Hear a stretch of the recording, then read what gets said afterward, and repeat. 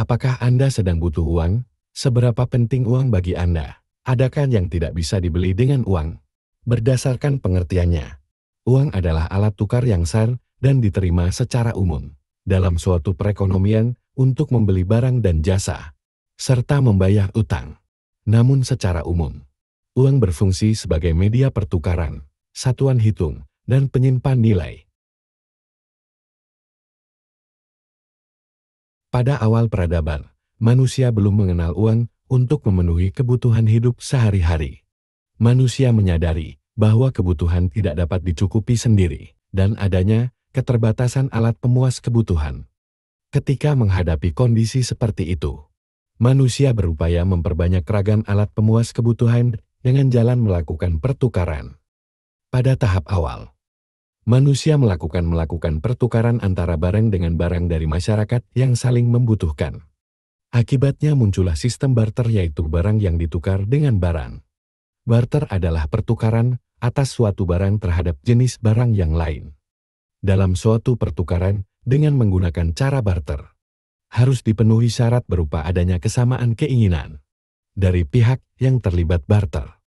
Menyamakan keinginan dari pihak-pihak yang terlibat barter ini tidaklah mudah, sehingga syarat double coincidence of want ini sekaligus menjadi hambatan yang terjadi dalam transaksi dengan menggunakan cara barter ini.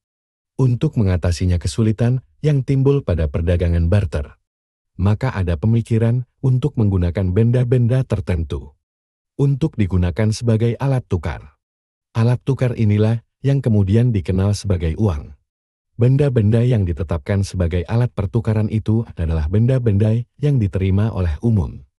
Benda-benda yang dipilih bernilai tinggi, sukar diperoleh atau memiliki nilai magis dan mistik, atau benda-benda yang merupakan kebutuhan primer sehari-hari. Misalnya garam yang oleh orang Romawi digunakan sebagai alat tukar, maupun sebagai alat pembayaran upah. Pengaruh orang Romawi tersebut masih terlihat sampai sekarang. Orang Inggris menyebut upah sebagai salari yang berasal dari bahasa Latin salarium yang berarti garam. Sejak saat itu, uang berkembang seperti sejarah yang telah dipaparkan sebelumnya.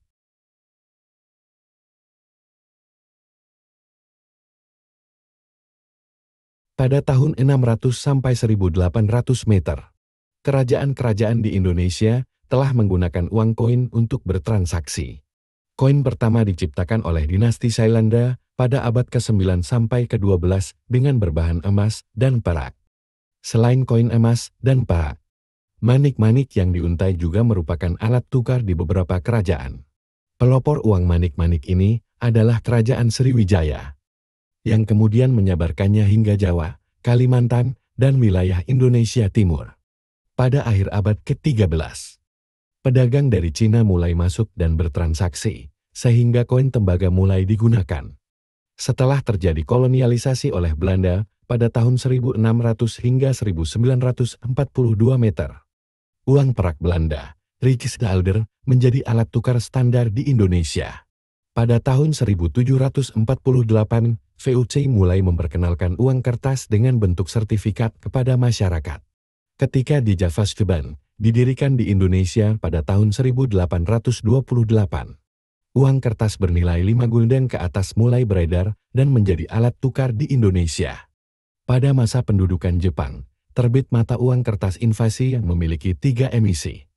Di antaranya, yaitu mata uang berbahasa Belanda, uang kertas bertuliskan pemerintah Dai Nippon, dan uang kertas bertuliskan Dai Nippon Taikoku Seihu. Setelah Indonesia merdeka, tepatnya di tahun 1946, pemerintah meresmikan Bank Negara Indonesia sebagai Bank Sentral Indonesia. Pada tahun yang sama, mulai terbit ORE Uang Republik Indonesia. ORE inilah yang menjadi cikal bakal rupiah yang kita kenal saat ini. Contoh lain sejarah uang dari bangsa lain yang terkenal adalah kerang kori, yang pertama kali digunakan sebagai uang sekitar tahun 1200 SM. Mata uang lain yang berasal dari alam adalah gigi ikan paus, yang digunakan oleh orang Fiji dan orang-orang di Pulau Yak. Menurut banyak sejarawan, pada masa inilah kerajaan Lydia, sekarang Turki, mengeluarkan koin pertama yang diatur. Koin-koin ini muncul pada masa pemerintahan Raja Alethes tahun 610 sampai tahun 560 SN dan terbuat dari elektrum, campuran alami emas dan perak. Berbentuk kasar seperti kacang, koin-koin ini menampilkan simbol kerajaan, singa. Sekitar abad ke-6 sebelum Masehi, kulit dan kulit binatang mulai dibuat menjadi mata uang. Romawi kuno pada masa awal dilaporkan menggunakan jenis uang ini. Uang ini juga ditemukan di daerah-daerah seperti Kartago dan wilayah yang sekarang dikenal sebagai Prancis dan Rusia. Diyakini telah menggunakan uang kulit pada masa pemerintahan Piotr yang Agung tahun 1682 sampai tahun 1725 M. Kaisar Tiongkok, Wudi berkuasa 14187 SN, membuat mata uang dari kulit rusa putih koleksi pribadinya. Uang ini diberi pinggiran dan dihiasi dengan desain yang rumit. Meskipun tidak lagi digunakan, uang kulit mungkin telah meninggalkan warisan yang abadi. Beberapa orang percaya bahwa uang kulit memunculkan penggunaan buk sebagai bahasa gaul untuk dolar. Berikut adalah beberapa cara untuk mendapatkan uang dengan cepat dan halal, baik secara online maupun offline, yang dapat Anda coba sesuai dengan minat dan keahlian Anda. Jika Anda memiliki keterampilan seperti menulis, desain grafis, penerjemahan, atau pengembangan web, Anda dapat bekerja sebagai freelancer.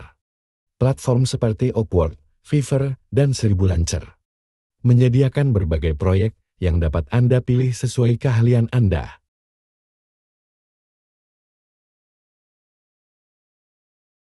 Anda dapat membuka toko online di platform seperti Tokopedia, Bukalapak, atau Shopee.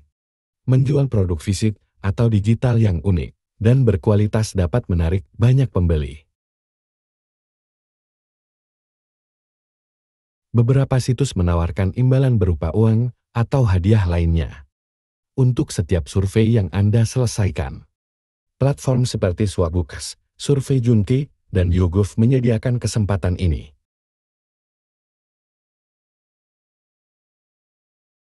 Dengan menjadi affiliate marketer, Anda dapat mempromosikan produk orang lain dan mendapatkan komisi dari setiap penjualan yang terjadi melalui link afiliasi Anda.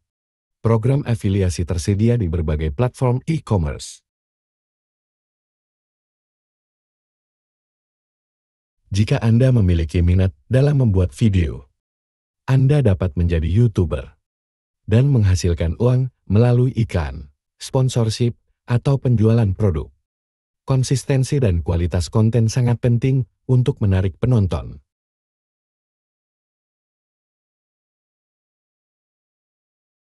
Jika Anda memiliki keahlian dalam bidang tertentu, Anda dapat menjadi tutor online, mengajar mata pelajaran sekolah, atau keterampilan lainnya. Dapat dilakukan melalui platform seperti Ruang Guru atau Zenio. Anda dapat menjual barang-barang yang tidak terpakai di rumah melalui marketplace online. Ini dapat membantu Anda mendapatkan uang tambahan dan juga membersihkan rumah dari barang yang tidak terpakai. Beberapa perusahaan membayar untuk menguji aplikasi atau situs web merek.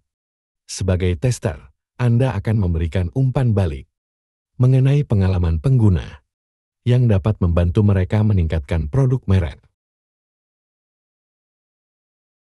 Dengan dropshipping, Anda dapat menjual produk tanpa perlu menyetok barang. Anda hanya perlu memasarkan produk, dan supplier akan mengirimkan barang langsung ke pelanggan. Ini memungkinkan Anda memulai bisnis dengan modal yang minim. Jika Anda sering bepergian ke luar kota atau luar negeri, Anda dapat menawarkan jasa titip untuk membeli barang yang diinginkan orang lain.